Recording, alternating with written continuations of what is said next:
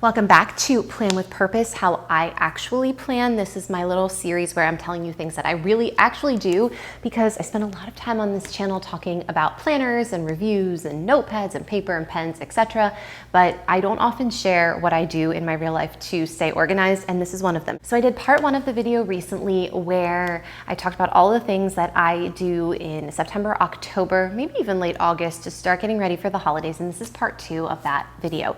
Doing these things in September and October makes September and October really busy, also very productive, and I really feel like it helps kind of take this pressure off of how busy November and December tend to be anyway. I'm just gonna dive right back in. These are things that I do that I am sharing with you. So last time I did things you wanna buy and some miscellaneous, things you wanna start, a little bonus list, things you wanna take stock of. So I am gonna jump to the clean category. This was my very chicken scratchy brainstorming list, and I'm gonna use my highlighter. I don't know why this won't stay on. I will say, this is a bad sales pitch to buy these, but I actually do love these highlighters because a lot of highlighters are so bright, and you can see here, it's just like a nice light, but it's not too light like you can see. So I do love these highlighters. Let me dive right in.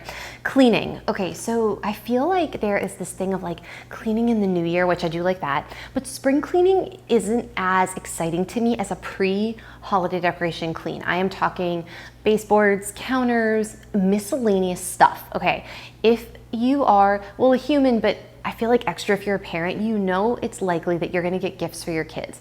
And your kids already have stuff and toys and clothes, and they're gonna get new stuff. And it's something I'm very grateful for, but also sometimes after the holidays, and we have a fall birthday. So we do a birthday celebration, and then the holidays are 8 weeks later. So it's a lot of stuff coming into our house, and it can feel really overwhelming so I absolutely love my house, but it is not huge by any means. I am in the kitchen, and right there is the living room, and right there is the dining room. It's just the table, and that's pretty much it. So we don't have a ton of space. Right here is the pantry. That has food, but it's also got a lot of other things organized. I just cleaned it, but it is busy in there. So doing some cleaning before we are bringing more stuff into the house, before this entire space right here is lined with our gingerbread decorating contest. That is the absolute most fun thing ever. It's just nice to do a clean. So these are my cleaning tips for that. First is to clean out your fridge, clean out your freezer,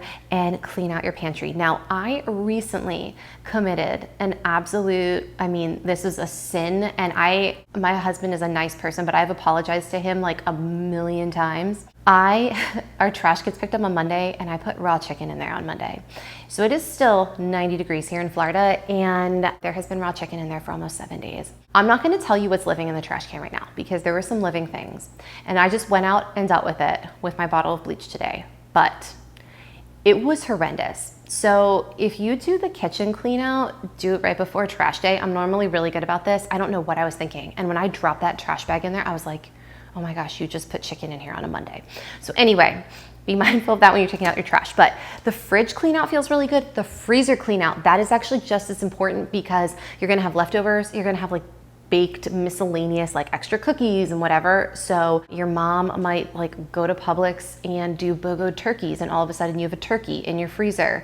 Not speaking from experience, I love my mom so much, so I'm not complaining, but the turkey in the freezer, you were not anticipating a gigantic turkey in your freezer. So clean out your freezer so you have extra space for all of the maybe Thanksgiving stuff, and you will be happy about that. Lastly, the pantry, any baking stuff you might need, spices, flour, whatever, make sure it hasn't expired. So that is where I would start. Next thing is do a toy clean out and a clothing clean out, not just for your kids if you have them, but for you too. This is a nice time of year to sort of reflect on what do you have in your closets, your pantries. I even did again, you can't see, but under here we have a cabinet, and we have been to Disney on Ice several times.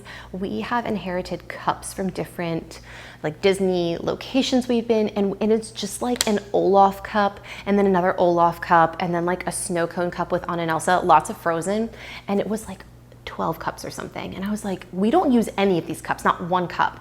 So I got rid of most of them, and so much space just came back. Even like an old, really not in good shape anymore plastic Starbucks cup that I liked, I got rid of because I'm like, it's not in good shape anymore.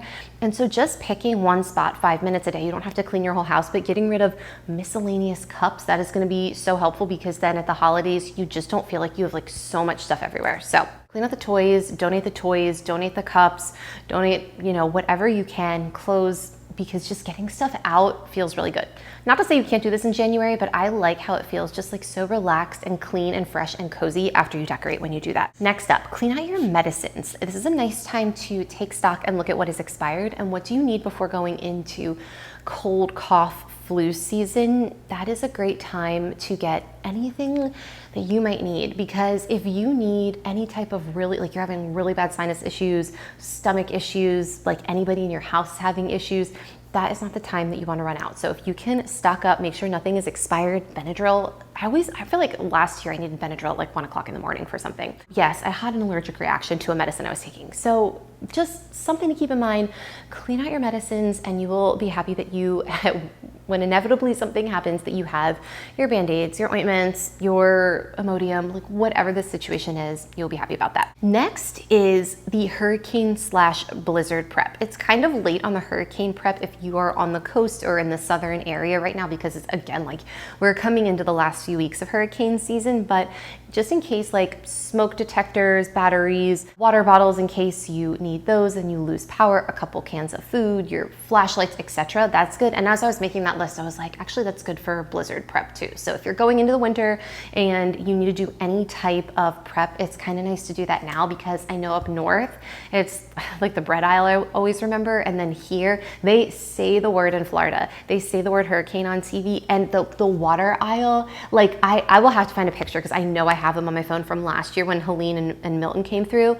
It's like you blink and it's, the water situation's crazy, which is funny because you can still fill up your tub and cups and water bottles and whatever, but the water aisle at Target, Walmart, Publix, crazy. So do your stocking up now so you don't have to worry when the actual weather event is potentially coming. Okay, and lastly on my cleaning list is make a list of things that you want done and when you want them done by, so that they are done before you're having family coming, the big events, if you're hosting, if you're having a party, anything like that. So here are a couple things that we like to do. Change your air filter, clean your drain line. This must also be a Florida thing because we never had issues like this in Maryland, but we also weren't running our air conditioning just nonstop for 6 straight months, like around the clock. But the drain line always gets clogged at some point, and it always seems to be super inconvenient. So like service your air conditioning if you need to do that. Your ducts, like the vents leading out of your dryer, that's something that you need to do. Dust your baseboards, clean your fans, your blinds. Just make a list of things that you want to get done. And if this is super overwhelming, my recommendation is take 5 minutes and write it all down. Just like everything that you want to get done. Even if you're like, I have no idea how or when I will get this done, just write it down and then just pick 3 things. Be like, when can I do thing number 1? When can I do thing number 2? When can I do thing number 3? And it might take you a few weeks to just get those 3 things done, but just start with that. And then once you get those done, you can go on. But it helps so you know and you're not stressed like right before, maybe like I said, you're hosting, something like that. I need to start my list. The blinds. I don't know how blinds get so dusty. And also, I feel like such a grown-up because I have curtains now. Like I don't think I've ever had curtains in my entire life. And we put curtains up 3 years ago, and I'm ashamed to admit that I have never cleaned the curtains. But I don't know, how do you clean curtains, because you're not gonna put them in the washer, but then you just like take them and shake them outside. Do you vacuum a curtain? If anybody has advice on this, let me know. It's something I should probably Google. But again, these are things where it's like, if you get them done before the holidays, it feels so good. And if not, you do it in the new year. But I just love a clean house before Thanksgiving. Okay, one last bonus tip before I go into my final category, which is scheduling. And this is buying a wrapping paper bag, like a storage container for your wrapping paper. I recently happened upon someone on Instagram who is de-influencing, which I feel is so refreshing, because I'm like, wow, I don't need that thing. I don't need that thing. I already have something at home that serves that purpose. But I purchased this wrapping paper bag. You might have seen it in the last video.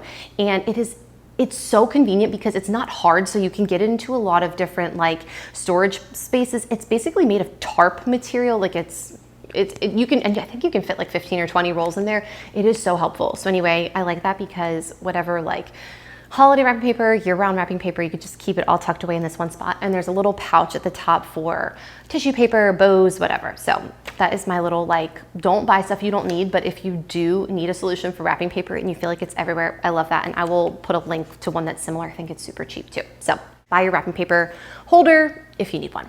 Lastly is scheduling. These are some scheduling tips that I have for you.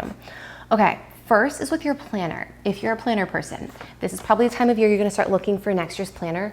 Take a moment before you buy it and look at the planner that you have this year. What worked, what didn't? Was the size too big, too small, or just right? Did you wind up not really using it because maybe you didn't need something so intricate and maybe all you need is a monthly instead of a weekly? Was a daily way too much? Or were you like, no, my weekly actually didn't have enough space and I think I could go to a daily?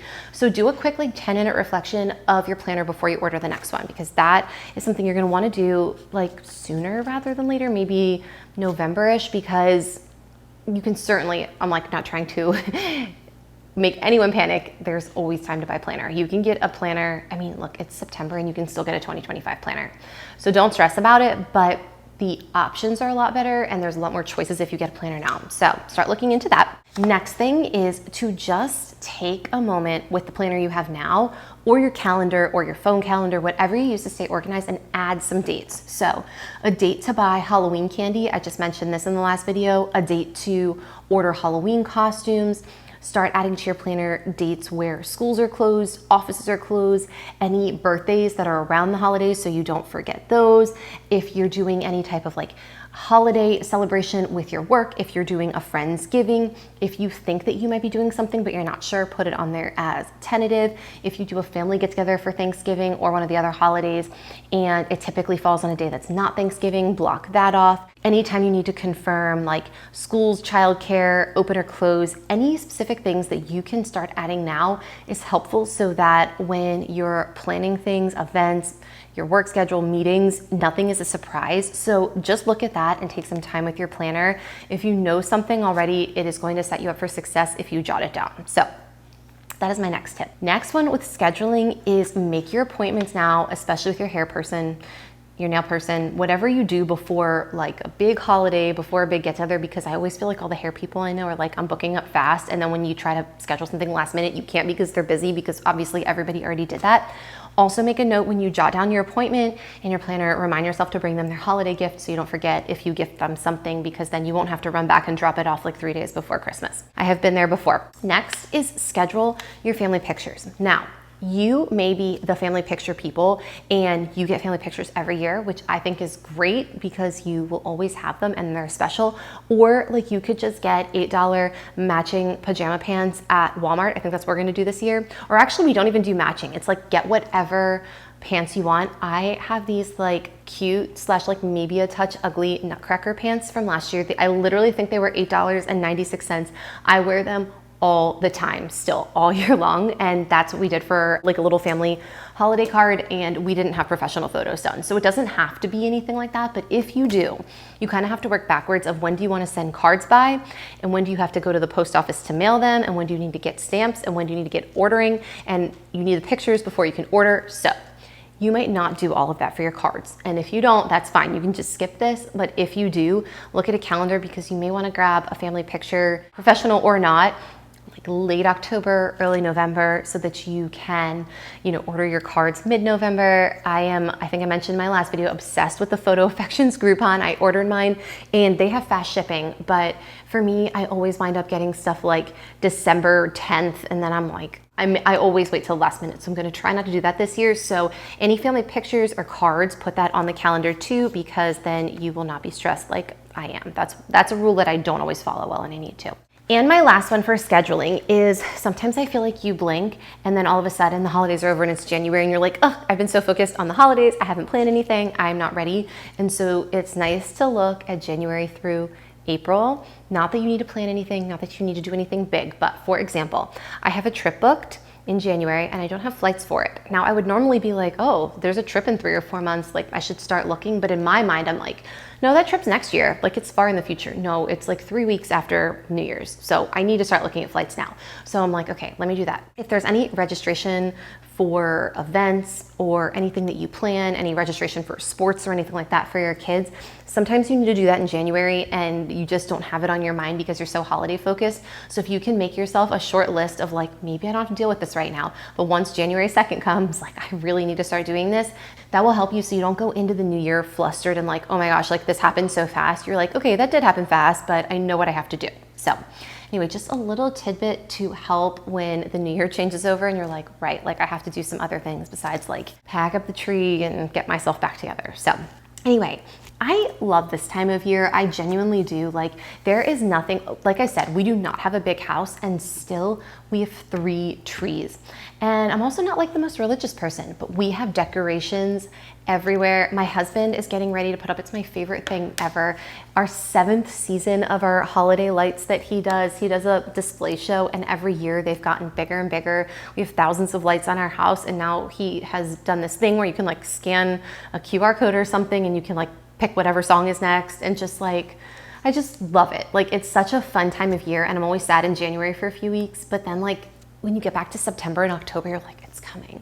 And there's just something nice about when you come down in the morning and you're gonna make your tea and it's like 60 degrees instead of 80 and humid here in Florida and everything's twinkling. So I could go on forever about it, but I'm genuinely like, this is my favorite time of year. And this prep is exciting and it's also helpful so that when we get to that time of year, I can actually enjoy it. And I feel like I do. So anyway, thank you for coming back for part 2. If you watched and you have anything that I missed in part 1 or part 2, I would love to hear about it because I think any tips can help anybody else. So thank you for coming back to Plan with Purpose, and I'll try to make some more of these because I like to share how I'm actually organizing myself because 2025 has been a pretty good year in terms of getting some stuff done that's been on my list for a while. So anyway, thank you for watching. If you enjoyed this, like, subscribe, and I'll see you next time.